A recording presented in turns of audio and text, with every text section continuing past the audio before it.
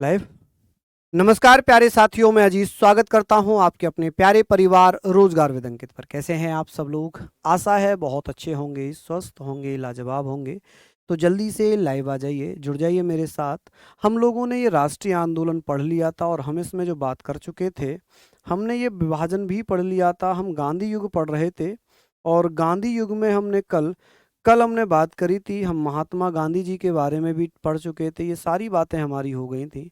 ठीक है, खेड़ा सत्याग्रह हमने पढ़ लिया था, चोरी चोरा पढ़ लिया था, खिलाफत पढ़ लिया था, सविनय अवज्ञा आंदोलन पढ़ लिया था, इरविन गांधी पढ़ लिया था, पूना समझौता हमने पढ़ लिया था, हमने व्यक्तिगत सत्याग्रह भी पढ़ लिया था, भारत छोड़ो आंदोलन से हम बात करेंगे, ये भी हमने कल पढ़ लिया था।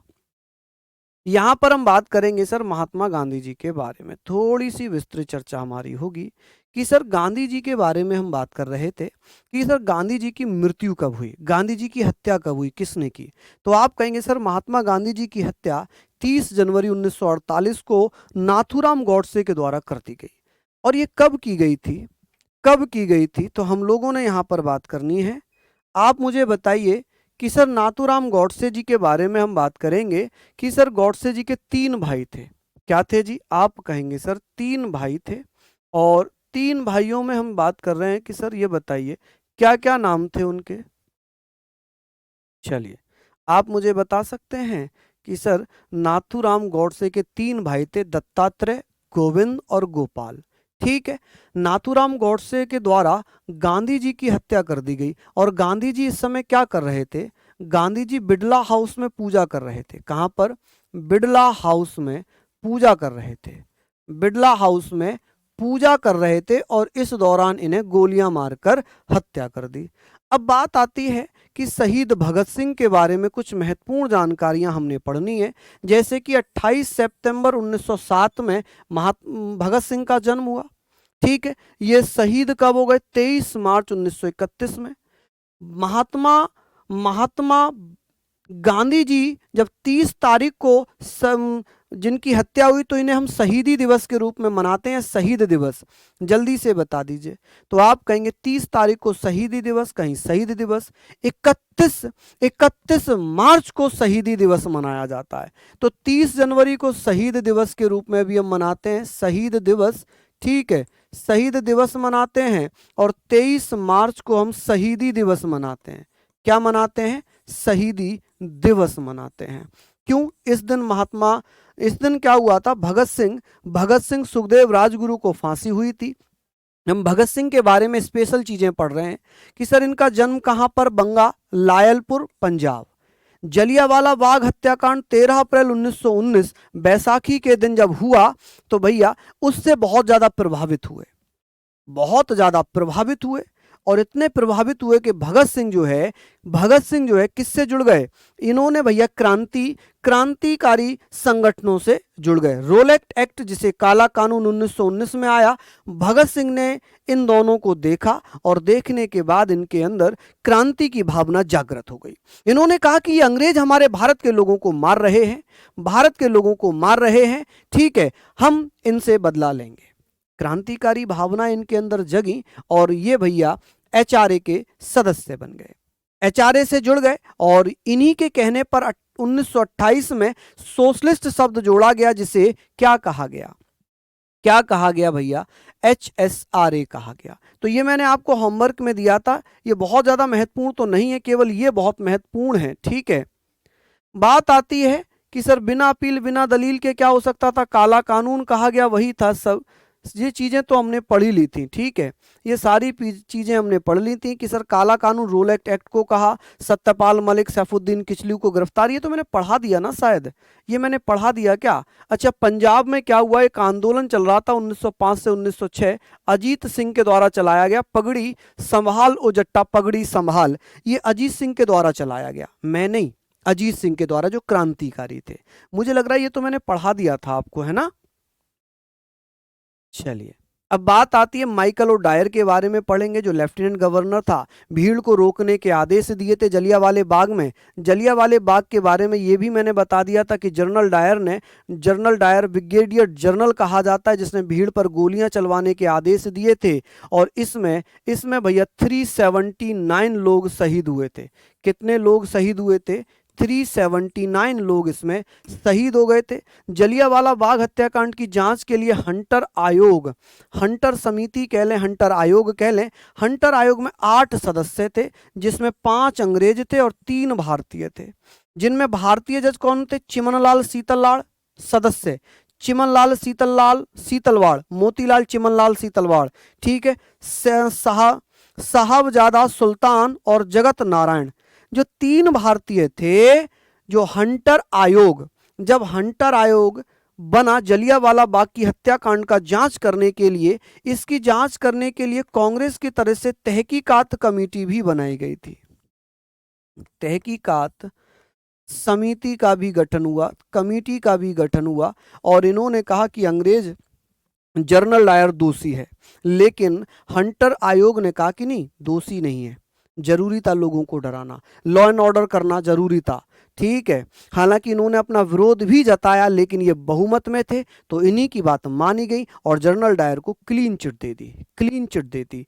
तो ये भी मुझे लग रहा है कि ऐसा मुझे याद आ रहा है, ये भी सारी चीज़ें मैंने पढ़ा दी थी, शायद पहले मैंने पढ़ा दी होंगी, या मैंने इसको जो है किसी ना किसी उसमें जरूर पढ़ाया होगा, ठीक है। भगत सिंह ने 1926 में नौजवान सभा का गठन किया था, ठीक है, जिसमें 5 लाख एक्टिव मेंबर थे। नौजवान सभा 1928 में HSRA में विलय हो गई, क्योंकि जो सोशलिस्ट शब्द था, इसका फुल फॉर्म क्या था? Hindustan socialist Republican association. और जो सोशलिस्ट शब्द है, ये मैंने आपको बताया भी था कि भैया इसमें सोशलिस्ट शब्द किसके द्वारा जोड़ा गया था?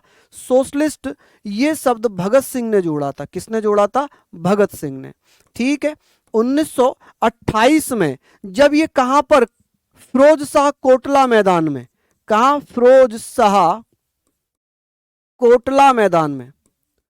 फिरोज शाह कोटला मैदान में क्या होता है भैया? बैठक होती है, ठीक है। वहां पर नौजवान सभा और HSRA का विलय हो जाता है। पिता को अपने पत्र लिखा, ठीक है, पिता को अपने पत्र लिख दिया। पिता का नाम था किशन सिंह। भगत सिंह के पिता कौन थे? किशन सिंह। माता कौन थी? विद्यावती कौर, ठीक है। ये बंगाल गए और वहां पर प्रताप पत्रिका प्रकाशित की। भगत सिंह के बारे में हर किसी के मन में क्या होता है? चलिए लिख लीजिए आप लोग यहाँ पर।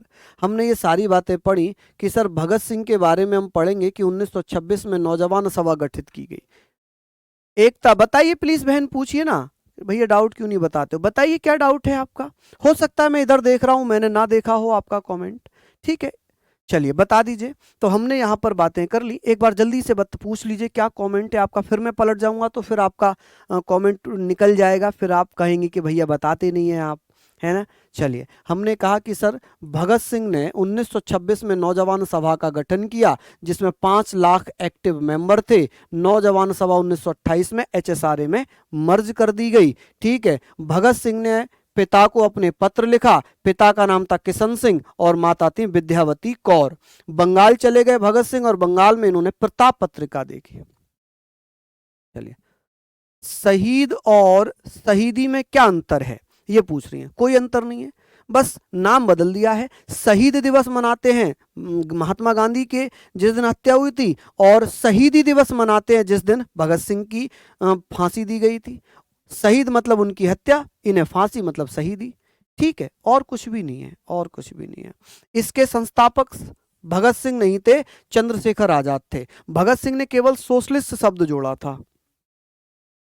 देखिए, भगत सिंह की भाभी थी दुर्गा भाभी भगवती चरण बोरा की पत्नी थी, जिन्हें भगत सिंह दुर्गा भाभी के नाम से पुकारते थे। ये वही भगवती चरण बोरा हैं जिन्होंने फिलॉसफी ऑफ बम लिखा था, ठीक है। 8 अप्रैल 1929 को भगत सिंह और बटुकेश्वर दत्त ने केंद्रीय असेंबली में बम फोड़ा था। क्या फेंका था? बम फोड़ा था। ये किसका विरोध कर रहे थे? ये दो बिलों का विरोध कर रहे थे। किसका? दो बिल का विरोध कर रहे थे। वो कौन कौन से थे? पब्लिक सेफ्टी बिल और ट्रेड डिस्प्यूट बिल। ठीक है, दो बिल थे जिन्हें अंग्रेज पास करने के फिराक में थे। तो एक ऐसी खाली स्थान पर भगत सिंह और बटुकेश्वर दत्त ने केंद्रीय असेंबली में बम फोड़ा। ठीक है, और यहां पर यह बिना मुकदमे के हिरासत में लेना मजदूर हड़ताल के खिलाफ। देखिए इनका अंतर क्या था। पब्लिक सेफ्टी बिल का मतलब था कि बिना किसी पर मुकदमा चलाए उसे हिरासत में ले लो, जेल में डाल दो, जेल में डाल दो। और ट्रेड डिस्प्यूट बिल का मतलब था भूख हड़ताल के खिलाफ, कि भाई अब कोई भूख हड़ताल नहीं करेगा। यदि कोई भूख हड़ताल करेगा तो यहां पर ट्रेड डिस्प्यूट बिल, उसे उठाकर जेल में डाल दिया जाएगा। इसमें कहा गया था कि भाई बिना मुकदमे के हिरासत में ले सकती है ब्रिटिश सरकार। तो ये दोनों विरोध बिल जो थे वो भारतीयों के खिलाफ ही थे, क्योंकि भूख हड़ताल भी, मजदूर हड़ताल भी कौन करते थे? जैसे मजदूर हड़ताल कर लेते थे, अंग्रेजों की मिल जो है वो बंद हो जाती थी। तो ये जो थे मजदूर जब हड़ताल करते थे तो अब कोई हड़ताल ना करे, अगर हड़ताल करेगा तो जेल में डाला जाएगा। कोई भैया आंदोलन वगैरह ना करे, क्योंकि बिना मुकदमे के हिरासत में डाल दिया जाएगा। तो इन दोनों बिलों के खिलाफ भगत सिंह और बटुकेश्वर दत्त ने 8 अप्रैल 1929 में दिल्ली के केंद्रीय सभागार या सेंट्रल असेंबली में बम फोड़ा। इनका काम था केवल लोगों को डराना, केवल लोगों को डराना। और यहीं पर भगत सिंह ने एक नारा दिया, कौन सा? इंकलाब जिंदाबाद। इंकलाब जिंदाबाद का नारा लिखा किसने था? हसरत मोहानी ने। बहुत सारे भैया यहां पर कह बैठते हैं, बहुत सारे भैया कहते हैं कि सर इंकलाब जिंदाबाद का नारा मोहम्मद इकबाल ने लिखा। ना, मोहम्मद इकबाल ने गीत लिखा था इंकलाब जिंदाबाद।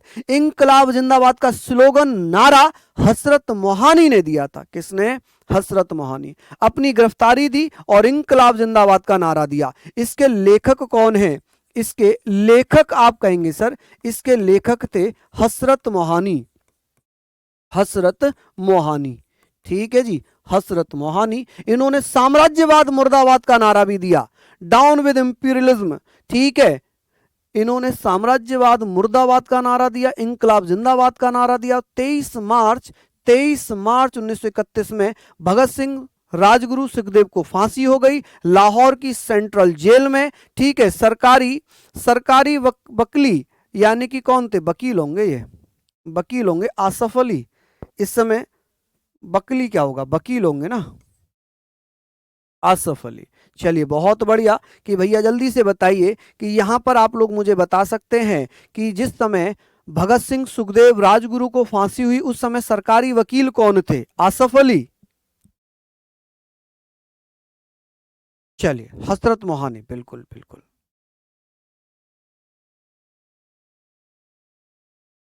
चलिए बहुत बढ़िया, शानदार, लाजवाब।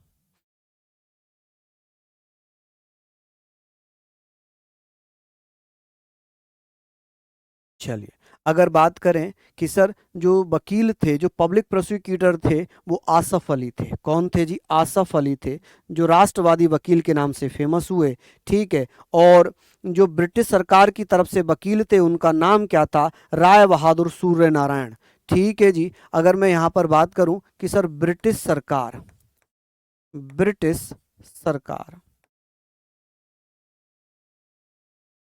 के वकील कौन थे? ब्रिटिश सरकार के वकील, क्या नाम था उनका? बताइए। भारतीय ही थे, तभी तो हम लोग मारे जा रहे थे। राय बहादुर, राय बहादुर सूर्य नारायण, राय बहादुर सूर्य नारायण, नारायण। ठीक है, इन्होंने भगत सिंह के खिलाफ भैया ब्रिटिश सरकार का केस लड़ा, और ये भैया भगत सिंह, सुखदेव, राजगुरु का केस लड़ रहे थे। ठीक है, चलिए हम बात करेंगे भगत सिंह की समाधि स्थल कहाँ पर है? पंजाब में। ठीक है, पंजाब। भूख हड़ताल में मौत किसकी होती है? वोस्ट्रल जेल में जतिन दास की। 63 दिन तक भूखे रहे थे, 64 दिन तक भूखे रहे। आप कहेंगे सर 64 दिन तक भूखे रहने के बाद जतिन दास की मृत्यु हो गई। जल्दी जल्दी से बताइए कि जतिन दास की मृत्यु कितने दिन भूखे रहने के बाद होती है? फटाफट से आप कहेंगे सर कितने दिन भूखे रहे थे ये? तो 63 दिन भूखे ही रहे थे भाई, 63 दिन ही रहे थे, 64 दिन नहीं, 63 दिन भूखे रहे थे। चलिए, देखिए मार्च के आसपास होगा पेपर, मार्च के आसपास हो जाएगा। तो आप कहेंगे सर यहाँ तक तो हमने पढ़ लिया, एक बार फिर से बताता हूँ कि भगत सिंह सुखदेव राजगुरु और भगत सिंह सुखदेव राजगुरु, इन्हें लाहौर सेंट्रल जेल में फांसी हुई थी। इनका केस कौन लड़ रहे थे? इनके वकील थे आसफ अली, जबकि ब्रिटिश सरकार के वकील कौन थे? राय बहादुर सूर्य नारायण। ठीक है, भगत सिंह का समाधि स्थल पंजाब में है। और भूख हड़ताल से मौत किसकी होती है जब आंदोलन पर थे? तो जतिन दास की। 63 दिन भूखे रहे थे जतिन दास। कहाँ पर? बोस्ट्रल।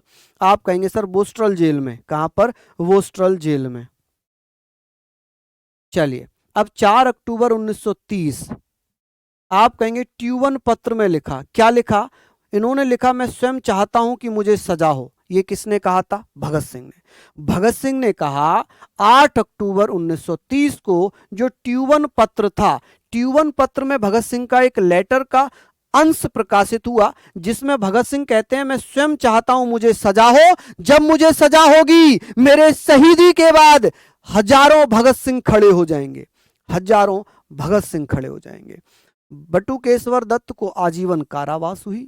ठीक है, बटुकेश्वर दत्त को आजीवन कारावास हो गई केंद्रीय असेंबली बम फोड़ने के केस में। मदन मोहन मालवीय ने भगत सिंह की सजा को आजीवन कारावास में बदलने के लिए पत्र लिखे थे कि ऐसे कौन से व्यक्ति थे जिन्होंने भगत सिंह की फांसी को उम्र कैद में बदलने की सिफारिश की थी कि भाई इन लोगों को फांसी ना दी जाए, इन्हें उम्र कैद दे दी जाए। मम्मी जी एकदम ठीक है, इन्हें उम्र कैद दे दी जाए। तो वो थे भैया मदन मोहन मालवीय। कौन थे? मदन मोहन मालवीय। नेक्स्ट, क्योंकि हम लोगों ने भैया पीडीएफ पहले ही दे दी है तो इनको आपको पढ़ना है। भगत सिंह द्वारा लिखी गई पुस्तकें, जैसे हम बात करेंगे सर आत्मकथा, स्वाधीनता की लड़ाई में पंजाब का पहला उभार। ठीक है, the door to death, idea of socialism, मैं नास्तिक क्यों हूं, ये उनका लेख है। और 17 फरवरी 1931 में गांधी और इरविन की मुलाकात हुई। 5 मार्च 1931 में गांधी इरविन समझौता हुआ, ये भी हमने पढ़ लिया। भगत सिंह के दादा का नाम था अर्जुन सिंह। क्या नाम था? अर्जुन सिंह। और फांसी की तारीख जो थी वो 24 मार्च 1931 रखी गई, लेकिन फांसी 23 मार्च को दे दी। ये तो हमने पढ़ लिया ना, ये बार बार क्यों आ रहा है? 23 मार्च को हो गई। ठीक है, फांसी कब हो गई? आप कहेंगे सर फांसी हो गई एक दिन पहले ही, एक दिन पहले ही फांसी हो गई। ये तो हमने पढ़ लिया। गांधी इरविन समझौता भी हमने पढ़ लिया। ठीक है, और इसमें हम बात करेंगे, ये भी जरूरी नहीं है ये सब, ये तो हमने पढ़ लिया। इसको अगर आप चाहो तो देख लो, मैंने इसमें इंपोर्टेंट दे देता हूँ। ठीक है, तो ये बातें हमने पढ़नी है, ये सारी चीजें तो हमने दे ही दी ना यहाँ। सारी चीज तो मैंने ये बता ही दी आप लोगों को, है ना। सारी बातें तो हमने पढ़ ही ली। इनको आप चाहो तो घर से पढ़ लेना, इसमें कुछ है नहीं बचा हुआ, है ना, इसमें कुछ है नहीं बचा हुआ। अब हमारे जो टॉपिक बचे हैं, हमारे जो टॉपिक बचे हैं ना, वो कौन कौन से टॉपिक हैं एक बार आप लोग भी मुझे बताना। जैसे 1857 की क्रांति, जैसे कल मैं मुगल वंश कराऊंगा, कल हम पढ़ेंगे मुगल वंश, क्योंकि मुगल वंश अभी हमारा बचा हुआ है। कल हम मुगल वंश पढ़ेंगे। उसके बाद हम पढ़ेंगे भैया कौन सा? 1857 की क्रांति। फिर हम पढ़ेंगे कांग्रेस की स्थापना, है ना, कांग्रेस की स्थापना, स्थापना और ब्रिटिश कंपनियों का या यूरोपीय कंपनियों का आगमन, यूरोपीय कंपनियों का आगमन, का आगमन। यही तो बचे हुए टॉपिक है हमारे, यही तो टॉपिक बचे हुए हैं हमारे।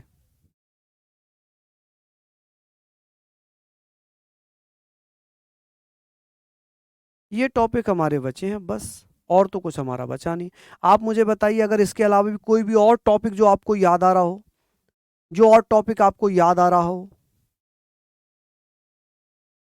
मुझे नहीं लगता कि इनके अलावा हमारा कोई भी टॉपिक अभी बचा हुआ है। मुगल वंश बचा है, 1857 की क्रांति बची हुई है, 1857 की क्रांति बची है, कांग्रेस की स्थापना एवं अधिवेशन, क्योंकि आते हैं ये अधिवेशन कि किस अधिवेशन की अध्यक्षता किसने की थी, कौन सा अधिवेशन कहाँ पर हुआ था। ठीक है, बस यही बचे हुए, और तो कुछ बचा नहीं है। हाँ, आज की क्लास इतनी थी, ये हो गया। गुप्त वंश, गुप्त वंश तो मैंने करा दिया, गुप्त वंश तो मैंने करा दिया, नहीं कराया क्या? गुप्त वंश नहीं कराया क्या मैंने, एक बार बताना। गुप्त वंश तो मैंने करा दिया ना।